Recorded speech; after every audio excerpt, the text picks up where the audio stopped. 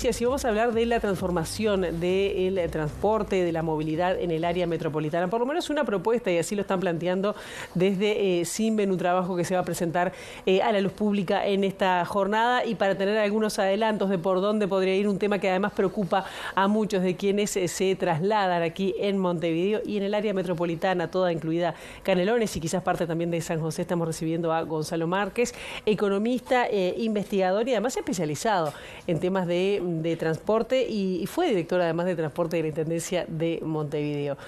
Gonzalo, un gusto encontrarte por aquí. Buen día para todos, un gusto estar por aquí. Bueno, ¿cómo se plantea este trabajo y que tiene una parte de diagnóstico y una parte de propuestas? Bueno, ¿cuáles son los principales, digamos, puntos que vieron en esa parte de diagnóstico para luego hablar de por dónde poder mejorar, ¿no? Sí, hay un tema que me gustaría plantearlo de entrada, que es entendemos que por la relevancia que tiene el transporte público en la vida cotidiana de las personas, el nivel de jerarquía que la política del transporte público ha tenido, en términos generales y a escala metropolitana, necesitaría ser elevado en cuanto a la jerarquía. Entendemos que la política de transporte público, la buena política de transporte público, el buen sistema de transporte público, es una política que da múltiples beneficios a la ciudadanía. Lo más evidente tiene que ver con lo que son la posibilidad de desplazarse para las personas, incluso para aquellas que no tienen otra modalidad para desplazarse que moverse en transporte público. Pero en la medida que el transporte público es la columna vertebral de la movilidad de una ciudad, las consecuencias, los beneficios para todos, para los que se mueven en ómnibus y también para los que se mueven en auto, pasan por una menor congestión, menor accidentalidad, tiempos de viaje menores, desplazamientos más ágiles.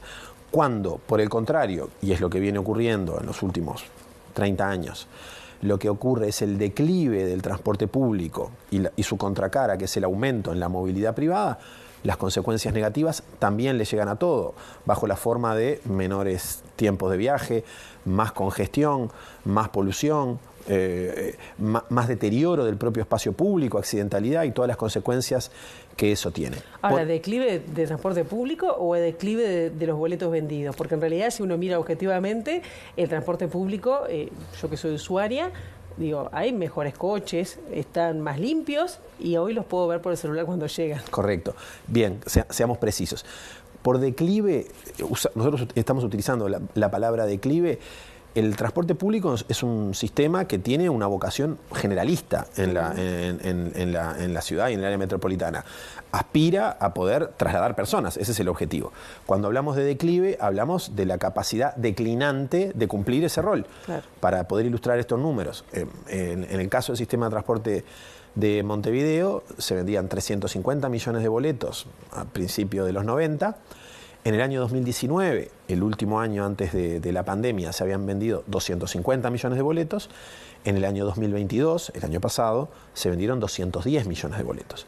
O sea, de 350 a 210. El último escalón de 250 millones en el 2019 a 210 en el 2022 está explicado por el COVID. Pero nos quedaríamos cortos en la explicación si depositáramos en el COVID este declive al cual me refería. El COVID lo que hizo fue acelerar, adelantar cosas que seguramente van a ocurrir en 5, 6, 7 años, que ocurrieron en 1, pero podemos rastrear las raíces de este fenómeno de declive mucho más allá en el tiempo. Ahora, y tomando lo que vos decías, porque podría parecer paradójico, ese declive incluso se ha producido cuando se han generado mejoras que son notorias en el sistema.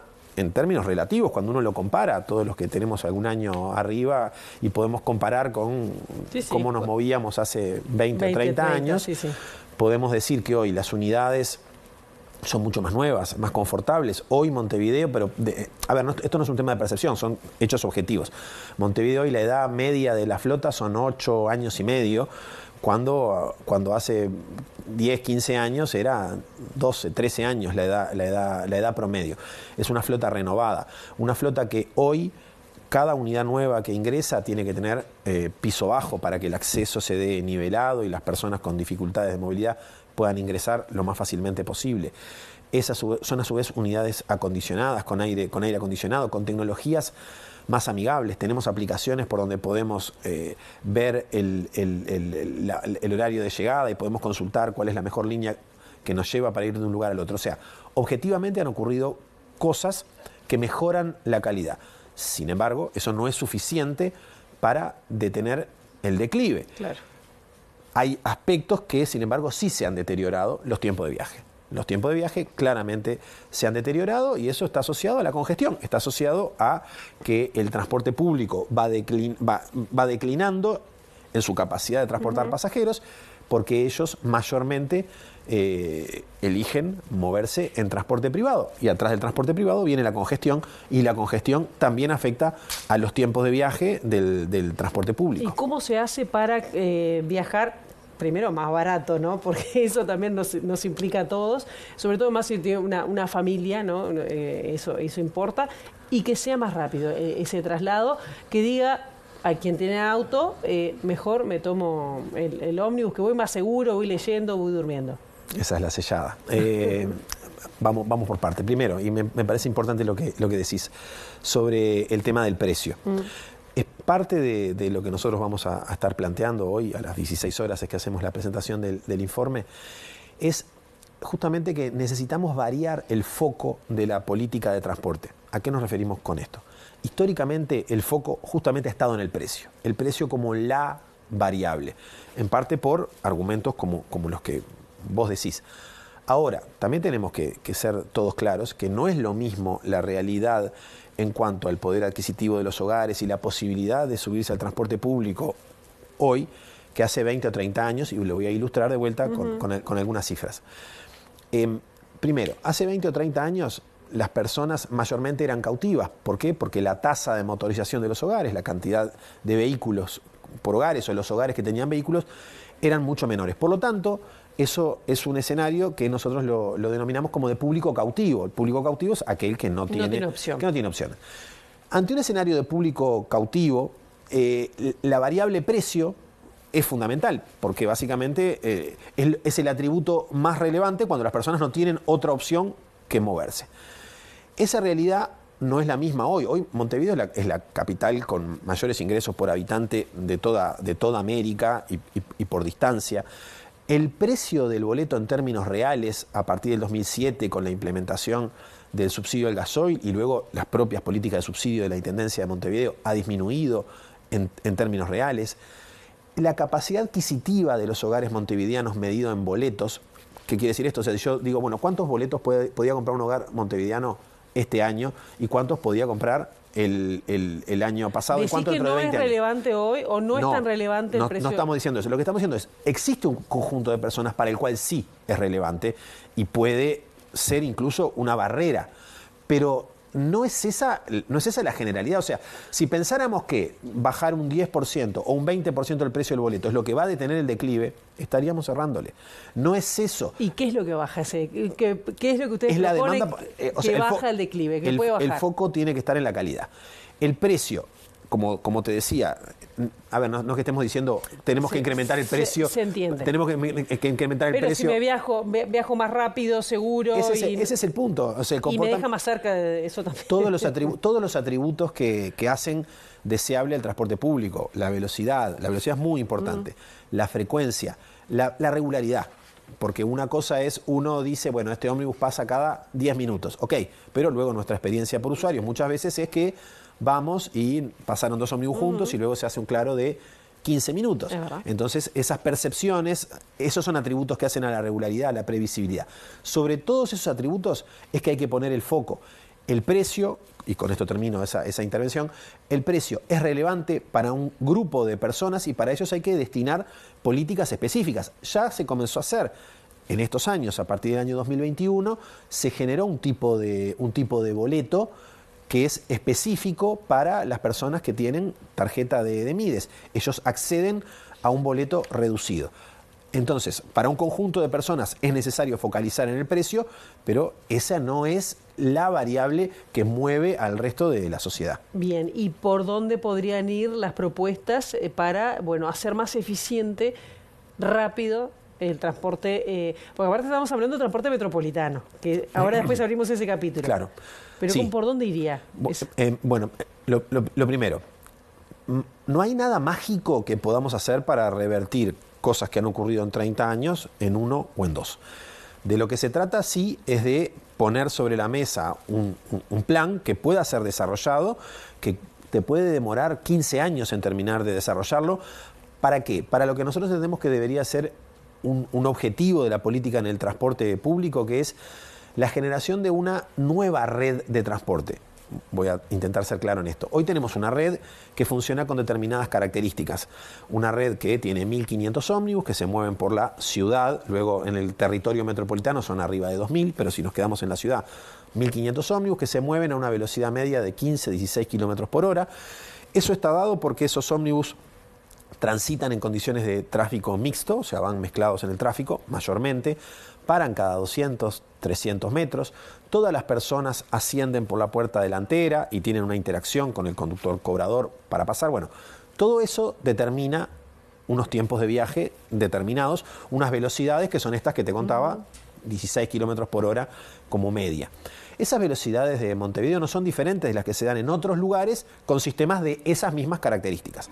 Ahora, áreas metropolitanas, ciudades y áreas metropolitanas como Montevideo, que aspiran a tener un transporte de calidad, no pueden basar todo su transporte público en esa modalidad. Esa modalidad siempre va a existir, pero si uno analiza áreas metropolitanas, ciudades europeas, va a encontrar que junto con eso también tienen soluciones de metros, de tranvía, de corredores segregados de alto estándar de transporte público. Nosotros no los tenemos y nosotros tenemos que ir por ese camino. Ahora, la solución de cómo entonces crear una nueva red que interactúe con la actual, pero que tenga niveles de prestación que son distintas. Claro. Que no se mueva a 16 kilómetros por hora, que se mueva a 25, a 27 kilómetros por hora. Que no va a parar cada 200 metros o 300 metros, parará cada 500 o 600. Que tendrá que tener priorización semafórica absoluta para que cuando detecte que esos ómnibus vienen, le dé el verde y pueda el ómnibus seguir pasando. Los tranvías en Europa tienen absoluta prioridad. Los tranvías en Europa cuando están segregados, porque claro, también existen experiencias de tranvías europeos que van en medio de las plazas públicas y van a muy poca velocidad. La clave es la segregación, claro, y eso es más relevante incluso que sea tranvía o no, bien, porque la velocidad no es propia del tranvía. Tenemos que ir redondeando, pero ¿cómo se, digamos, incorpora, por ejemplo, estos últimos, digo, las bicisendas, esos proyectos que hay, que hace años que se vienen hablando de hacer no sé si tranvía metro, ¿qué? Por arriba de 18, como para ir de Ciudad Vieja hacia el este, eso... ¿Cómo podría mezclarse, incorporarse en todo ese sistema? ¿Es posible? Bueno, nosotros, ¿o hay que pensarlo más en conjunto? Claramente hay que pensar una intervención que sea integral. Muchas veces lo que estamos haciendo es hablando de proyectos aislados y perdemos la visión de la integralidad de las transformaciones que deberían de haber, que tienen que tener en cuenta los proyectos, claramente, pero también necesitan de cambios institucionales y regulatorios. Hace un ratito esbozabas, necesitamos tener una visión metropolitana sobre estos temas que hoy no la tenemos. Hoy tenemos 3 reguladores distintos que obedecen a objetivos distintos. Necesitamos integrar eso. Nosotros estamos proponiendo la generación de una nueva institucionalidad que pasaría por la creación de una agencia metropolitana de movilidad que consolidara, concentrara las potestades que hoy están dispersas en estos 3 organismos. Entonces, entendemos que, sin embargo, la expresión de todo esto termina siendo en proyectos. Nosotros proponemos que debemos de comenzar a pensar en un paquete de 3 proyectos. Uno es un corredor hacia el este, que puede ser el que hoy está discutiéndose sobre la mesa, que será con tranvía o será con ómnibus de determinadas características que no son los que hoy conocemos. Más relevante que eso es la pregunta que yo me hacía hace un rato: ¿cómo es que va a ganar velocidad? Mucho más que sea tranvía o no. Esa debería ser una primera intervención. Otra tiene que ser sobre 8 de octubre y Camino Maldonado, porque ese es el corredor de transporte público más importante de la ciudad. Y luego tenemos el desafío de utilizar la infraestructura del ferrocarril central, que tiene doble vía hasta Progreso y que está pensado para que por allí transcurra un servicio de transporte público férreo que dé servicio a las 250.000 personas que viven en toda esa cuenca. Bien, Gonzalo, esto se va a presentar a las 4 de la tarde en la Sala Verde. En la Fundación Verde. Bien, y allí la entrada es libre. La entrada es libre y van a estar participando, además, vamos a estar exponiendo nosotros, pero van a estar participando la Intendencia de Montevideo, el Ministerio de Transporte, la Intendencia de Canelones, las empresas de transporte, los usuarios, los organismos multilaterales. Hay varias mesas donde se van a estar discutiendo estos temas por parte de todos estos actores. Gonzalo Márquez, muchísimas gracias por estos minutos.